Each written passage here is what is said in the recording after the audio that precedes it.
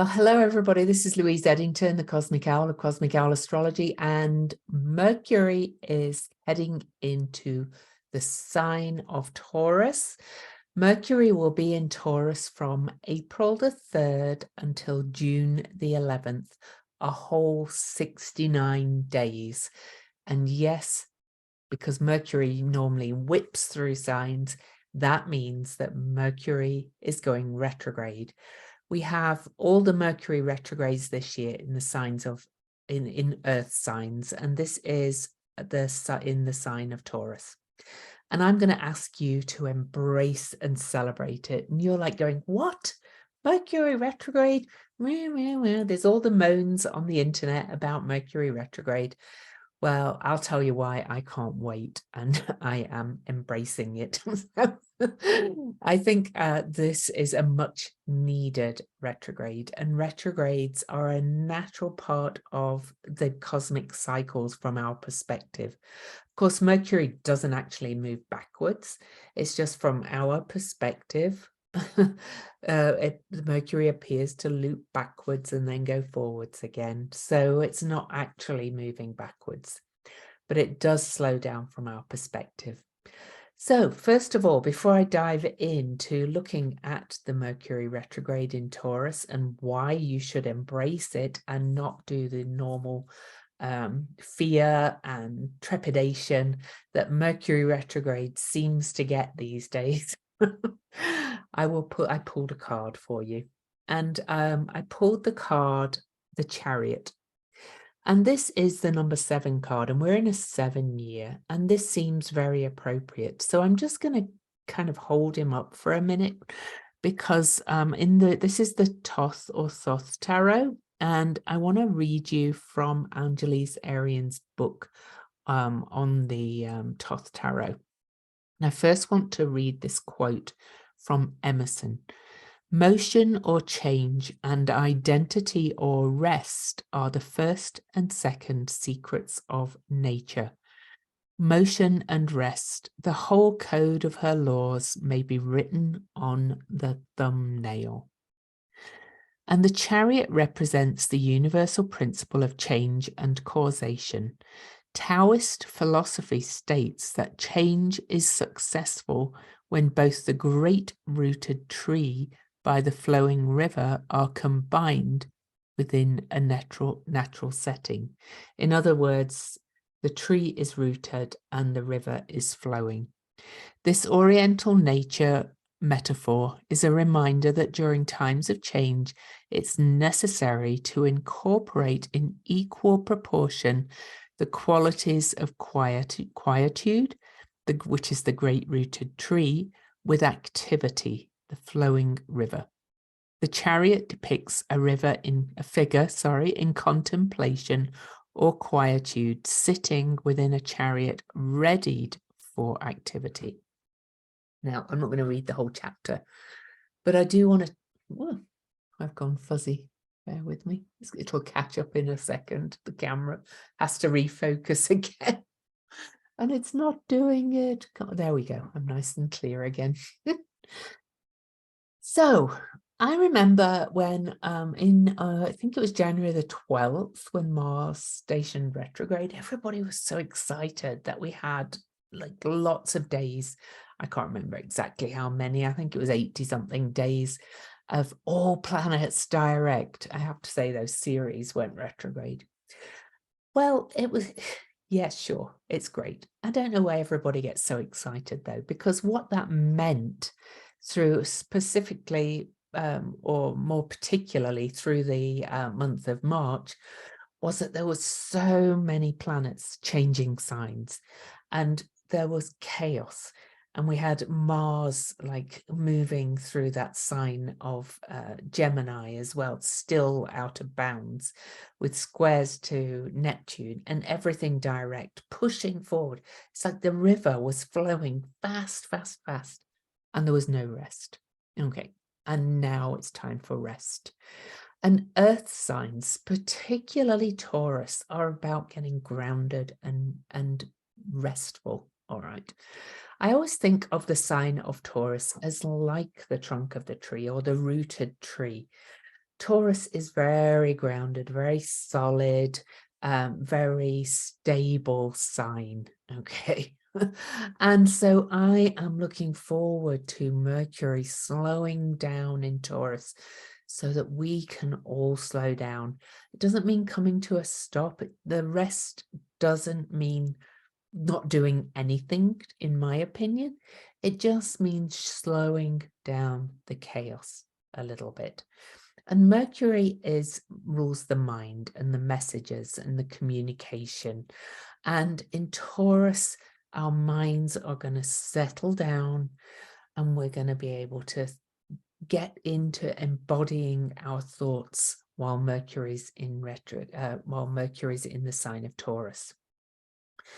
Now, Mercury enters the sign of Taurus. I'm just going to actually share the chart quickly. Mercury enters the sign of Taurus on April the 3rd. And at that point, Mercury is moving fast still because Mercury's speed changes wildly because he has the most regular retrograde cycle. He goes retrograde 3, sometimes 4 times a year. But he'll soon start to slow down. But let's look at his ingress first of all. So as Mercury moves into the sign of Taurus, our messenger of the gods comes to a square to Pluto and an opposition to Haumea, the dwarf planet Haumea, and incidentally, actually a sextile to Hecate, the goddess of the crossroads, the way shower. But let's mostly focus on this T-square, which is in some effects a fixed grand cross because Black Moon Lilith is there.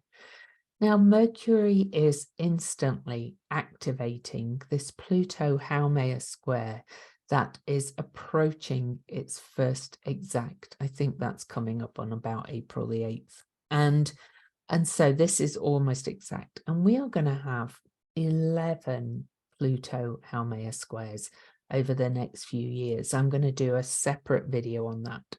You know, when my own life slows down a little bit, I'm going to do quite a long video looking at all the Pluto-Haumea squares and to put it into an article with the dates and all those kind of things. But we're going to get an indication of what's coming. Now, Pluto in Aquarius is, you know, Pluto's dipped into Aquarius on March the 23rd and is going to be there only till June the 11th. I think Mercury and Pluto both change signs on the same day.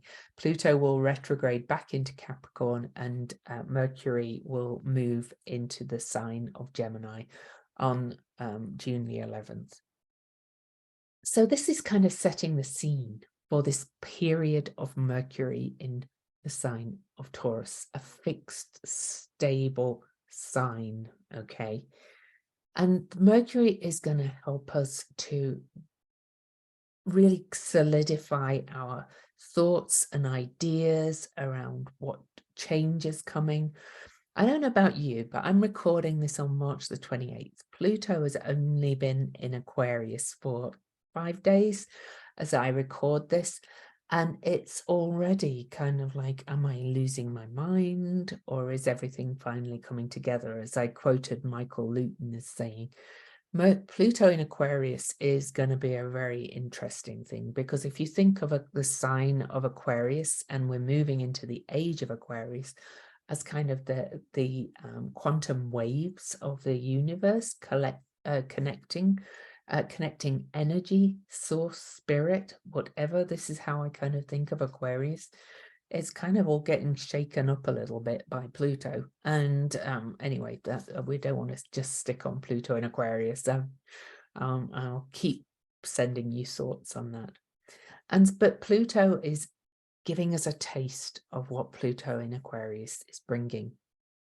And is it bringing more disconnection and more separation, or is it just highlighting where we're disconnected and separated, or is it bringing us to look deep and decide whether we're going to seek heart connection, which is Leo, the opposite sign?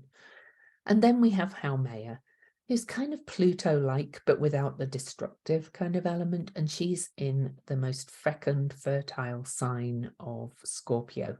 She is planting seeds of birth, of what we're birthing. And I guess we're going to get to choose what we birth based on these squares. But Mercury, the messenger, who is the shapeshifter between the humans and gods, is asking us to think what we are making real in Taurus, and think about where we want to go, and think about what our values are now in this changed world. But I think Mercury going into the sign of Taurus is going to be like a big soft sigh of rest. It's like, oh, things are starting to slow down a little bit at last. So that's kind of the, first of all, the Mercury's ingress into the sign of Taurus. And after that, I'm only looking mainly at squares and oppositions, by the way. I'm not looking at all the sextiles and trines because I'd be here all day. I will be posting about those on my daily posts. And I'm actually going to invite you to subscribe to my Substack. My Substack is a blogging newsletter. You would get my daily posts in your email every day. They are free, but there is a paid option, but only if you choose to support my work and my writing. So there's no obligation. So, but I'm very grateful to those of you that have subscribed to my Substack. I'm going to put a link for that in the show notes. But then on April the 6th, Mercury conjuncts the North Node, and that's an interesting thing as well. Mercury is still moving fast, but beginning to slow down a little bit, but we are moving into eclipse season. And so this Mercury conjunct the North Node happens right after the Libra full moon. I've done a video for that as well, that you can see that we're only minutes past the full moon, 16 degrees, but a few minutes past. Mercury will then conjunct the North Node, and the North Node is at its station point. We're having the last main eclipses, the last eclipses with the nodes in the signs of Taurus and Scorpio. So Mercury, as he heads into his retrograde, is saying, all right, have you decided what's sustainable in your life? Have you decided where your values have shifted and changed in these last few years of absolute chaos? Have you decided what you want to make manifest and what you really want to make real? And where you want to kind of get in touch with the tangible real world. Talking of disconnection, I think there's enough calls back to connection to hopefully save humanity. We'll see. I'm a Sagittarius, so I'm hopeful. So that's going to be an interesting ping about where are we going as we head into these eclipses that are where the North Node is going to remain at the 4-degree mark for quite a long period, right through Mercury's journey through the sign of Taurus. Then on the 13th, Mercury is going to make the first of 3 squares to Chariklo or Chariklo, however you say it, Chiron's wife. And she has been quietly going along her way through Aquarius. And she is the grace spinner, the space holder, the midwife or death doula of new life. And she is grace personified. And in Aquarius, it feels like she's holding space for us to move into the future. Kind of interestingly, I'm actually being interviewed just before this square on Chariklo for a summit. You'll get information about that for a series of calls hosted by another astrologer that I know, Suzanne Gerber. She runs this summit every year, and I'm very honored to be invited. But this square, Mercury squares Chariklo on the 13th, and shortly after squares Hygeia. And she is about Hygeia in Aquarius is about protecting our nervous system and Chariklo or Chariklo is holding space for us to birth this new paradigm. And this is a really interesting square to my mind, because it's kind of echoing a lot of the Saturn-Uranus square that we've had over the last couple of years. But this is bringing in what we've learned. We are going to start to revisit what we've learned over the last 3 years, over the last few years. And not long after the square to Chariklo and to Haumea, Mercury stations retrograde. So just a week afterwards, and Mercury stations retrograde pretty much on the first eclipse. We have a solar eclipse, which is a new moon eclipse, and that one is going to be at actually 29 Aries. By the time Mercury stations retrograde, the moon has moved on from the eclipse and will be conjunct Mercury the day after the eclipse. So pay huge attention. Clearly, I'll be doing a video for the eclipse chart itself, but the fact that just hours after the eclipse itself is on the 20th at 29 degrees 50 minutes. The sun has moved a degree, and the moon moves a lot faster, has moved to join Mercury, the messenger of the gods, as if to say, whatever happened on this eclipse, we are going to get big messages from it, and it's going to affect us emotionally. And where are we going with this? And this is as Mercury stations retrograde. And here we get to the rewords. We get the redo, revisit, rethink, everything. All those are words. Revisit what our values are. Revisit what's changed. Revisit what is literally going to be eclipsed the very day before Mercury stations retrograde. I think it's going to be quite an emotional station.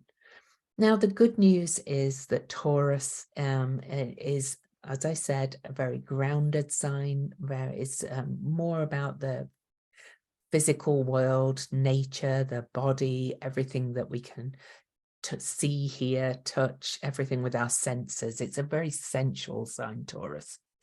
Of course, you know, Mercury does bring glitches. But I always think that when things are glitchy and when things are going wrong, it's because we haven't slowed down to pay attention and smell the coffee. And we're not doing what Mercury is asking us to do, which is doing that slow down, that rest, to ground and really have some deep thinking about where we're going in future. So it's going to be a very interesting station coming right after the big solar hybrid eclipse, which is on the 20th, which of course, as I said, I'll be talking about a lot more on the video for that as well, nearer the time. And then, so a week before Mercury stationed retrograde, it's squared Grace Spinner Chariklo. Well, a week after, Mercury doesn't make many retrogrades while it's aspects while it's retrograde. But a week after the station retrograde, Mercury comes back to 13 degrees of Taurus and squares Chariklo again. And so we're getting this double midwifing message again of what do you want to birth for the future. And now I'm going to point out one other thing. Remember, the moon was conjunct Mercury when Mercury stationed retrograde. Now Mercury's moved all the way to the next fixed sign, Leo. And just before this exact square, the moon comes in and opposes Chariklo and squares Mercury. So we're getting this fixed T-square here again. We started with a fixed T-square, and fixed T-squares tend to be a challenge to make things real. And they can shake up, you know, what's not solid and what needs to go. But you're being encouraged to revisit and think about what you want to make manifest. What do you want to midwife? Then on May the 5th, Mercury will conjunct Vesta, which is, Vesta is the sacred flame. She is the goddess of the hearth and the state. And Mercury, here we go. Sorry, I'll point it out to you. Okay, Mercury will conjunct Vesta over here at 9 degrees. And Vesta in Taurus is again asking what we want to sustain, what's sustainable in terms of the state and our inner flame. And Mercury's there asking us to revisit that and revisit what we're committed to, what we're devoted to. That's very much Vesta, commitment, devotion. All right. And then suddenly the Mercury retrograde is over. So to be clear, Mercury is retrograde from April the 21st until May the 14th.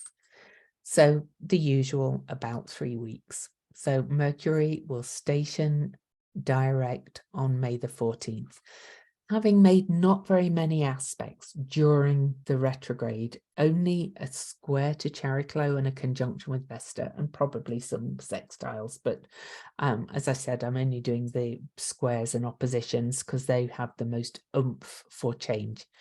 But Mercury will station direct on May the 14th at 5 degrees, 50 minutes of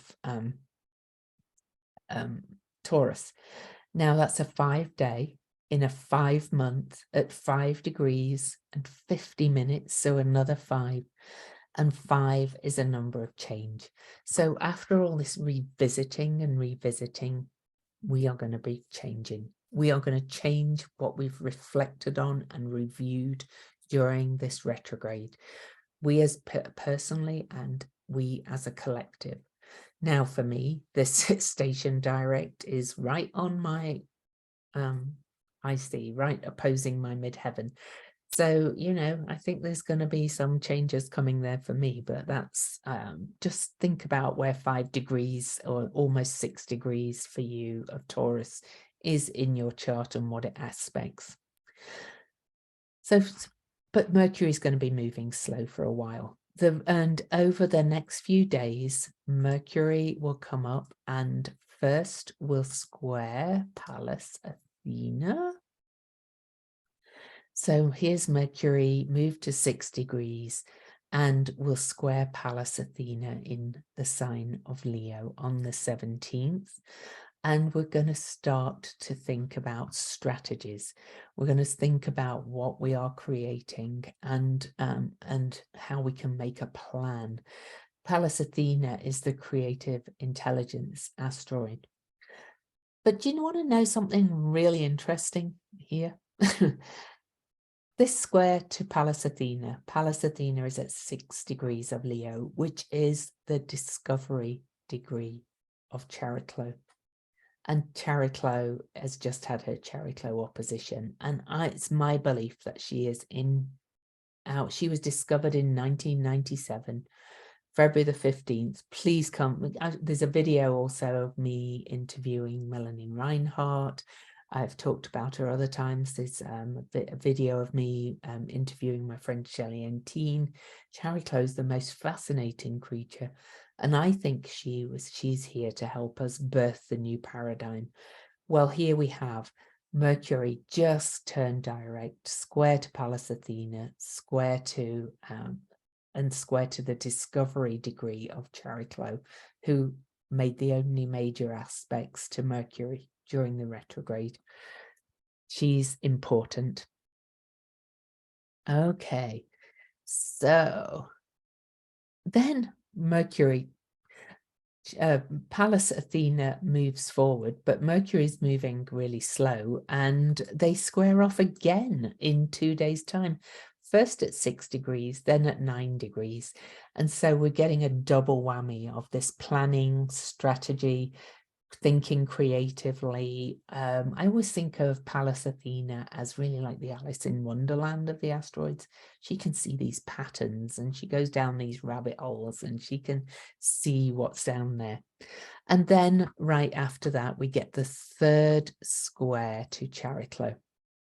Okay, but Chariklo has gone retrograde by this point. So on May the 29th, Mercury makes the third of 3 squares to Chariklo or Chariklo. And this is at the number of the goddess, 13 degrees. And by this point, Mercury is still moving nice and slowly. So we're getting to really rest in with what we really desire and what we really want. All right. And Mercury is now at 13 degrees, just 2 degrees away from where he stationed retrograde. But as Mercury comes out of the shadow of his retrograde, Mercury will conjunct Uranus. Mercury will conjunct Uranus on June the 4th. And that is a really interesting point. Okay, by this point, Mercury is moving fast again, normal speed. Uranus is the higher mind, Mercury is the lower mind. There could be some shocking news on that day. There could be some news that jolts us, our awareness, and out of our rest. And we're starting to get back to kind of a more frantic pace, to be quite honest, even though at that point Pluto will have stationed retrograde and Chariklo. But anyway, there's one other thing why this is really interesting, though. This is at 20 degrees Taurus.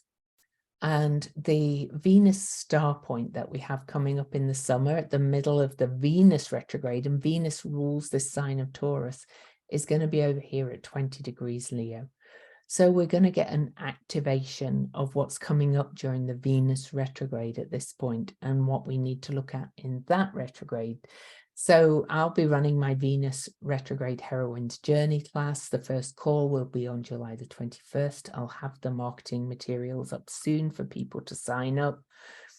But that's going to be a really kind of interesting point as well. And this degree, 20 degrees, Uranus is going to come back over this more than once this year too. So that's, lower mind, Mercury, the messenger of the gods, communication, news, Uranus, Lord of lightning bolts, surprises, shocks, hit round the head with a 4x4, but light bulb moments and ahas as well. That is June the 4th. That's a very big day. And Mercury again is moving faster by that point. Then finishing up, Mercury will conjunct Vesta again. Remember, we had Mercury conjunct Vesta on May the 5th, and now we have on June the 6th, Vesta moved way ahead. Mercury turned around, chased her back up and said, all right, what have we learned? What have we moving? How are we moving forward? What are we focused on? What are we devoted to? Then there's one last aspect before Mercury leaves the building. And I said I was only looking at squares and oppositions, but there's one trine I want to look at. Mercury will leave the sign of Taurus on June the 11th and move into the sign of Gemini, which is the home sign of Mercury. More on that later. But Mercury on June the 9th will trine Sedna, and this is on Algol. This is on Medusa's head. In fact, if I get that up, I could actually put Algol on there. So let's do that.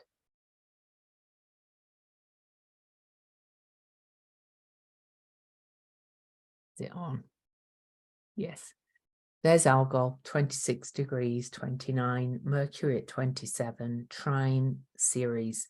And Mercury is going to conjunct Sedna before it leaves. I think there's going to be some really big news as we come out of the retrograde and as Mercury gains speed again. I think there's going to be some really big news around climate change again. Into earth signs, I associate Ceres and Sedna with big cycles of climate change and grief over the loss and things. The positive thing that I have about this is that Sedna is on her way into the sign of Gemini, where we're going to start coming up with ideas to deal with it. And Ceres is on her way back into Libra, the air sign, where we can bring more balance and things.